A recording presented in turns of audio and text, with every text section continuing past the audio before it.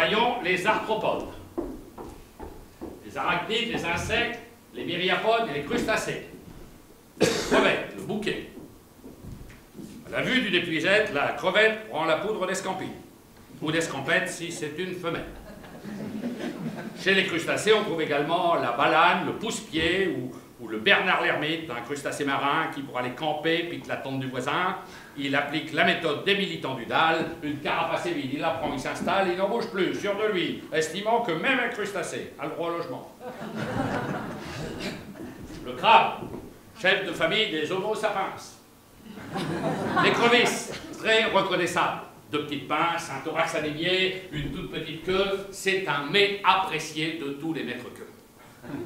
Les bricoleurs le confondent parfois avec l'écrou-vis. L'écrou-vis, une variété de chez le roi Merlin.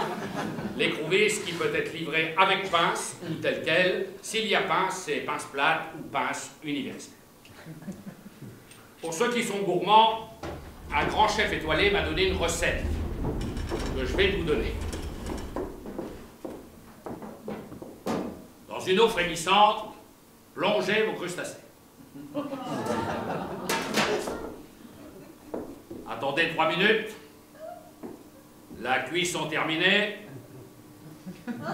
Avec de l'eau de vie, flambez vos écrevisses. Et vous verrez leur taille multipliée par 10.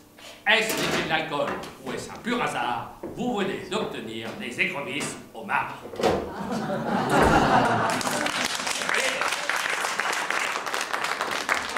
Et quoi de mieux qu'un homard? Je vous pose la question, qu'y a-t-il de meilleur qu'un bon homard breton, le roi des crustacés, qui à l'heure de la mort sera comme Louis XVI, victime de Thermidor? Cuisiné au beurre blanc, c'est un excellent mets que Jean-Marie Le Pen ne peut pas avaler. Le beurre, c'est pas son truc. Le homard, il n'aime pas. Pas plus que le mouloud, le toufique, la zora, son pot de Bruno Maigret aurait même ajouté « Je trouve qu'homard, c'est un crustacé ». Ce qui est tout à fait juste d'un point de vue zoologique, mais beaucoup plus douteux d'un point de vue politique.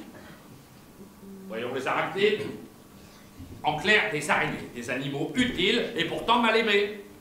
On dit que l'araignée a bouleversé la vie de l'auteur de bande dessinée Stan Lee, auteur de Spider-Man, père de l'homme araignée, et du prince Albert, qui lui est fils araignée. Voyons les myriapodes, en français les mille pattes. Un chercheur s'est posé cette question délicate, qu'y a-t-il de plus sûr pour vous pourrir la vie? Pour une girafe, avoir un torticolis, ou pour des mille pattes, avoir des gros pieds? À ce jour, la réponse n'est toujours pas trouvée. La seule chose qu'a trouvé le chercheur en question, c'est un emploi peinard et une bonne subvention. Nous passons aux insectes, les plus nombreux sur Terre. Lépidoptères, coléoptères, hyménoptères. Chez les hyménoptères, une petite merveille, un chef-d'œuvre de précision, l'abeille.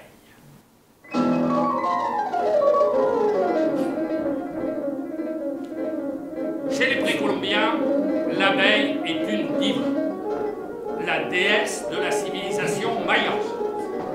C'était un postulat, il fallait faire avec, l'abeille était maya, le bœuf était aztèque. Les scientifiques ont réétudié la question, organisé colloques, débats, discussions. Leur conclusion est claire, l'abeille est bien maya, que le bœuf soit aztèque, ce serait quand même un cas. J'éviterai pour l'abeille l'irrésistible man qui dit l'abeille butine, tandis que le gaz butane, merci madame. L'abeille est sensible à l'ablation des seins, qu'elle est d'origine ruche. La ruche porte en son sein un chef, une femelle qu'on appelle reine ou mère. Si à tout hasard vous trouvez une reine mère, c'est que l'abeille est anglaise. Insecte organisé, elle vit dans une société hiérarchisée. De jeunes apiculteurs ont récemment tenté le croisement d'une abeille avec un ver luisant. Hyménoptère, hybride et parfois étonnant, et pour les scientifiques parfaitement réussi, avec son éclairage. Il peut bosser la nuit. Oh, ouais! C'est fini! C'est fini!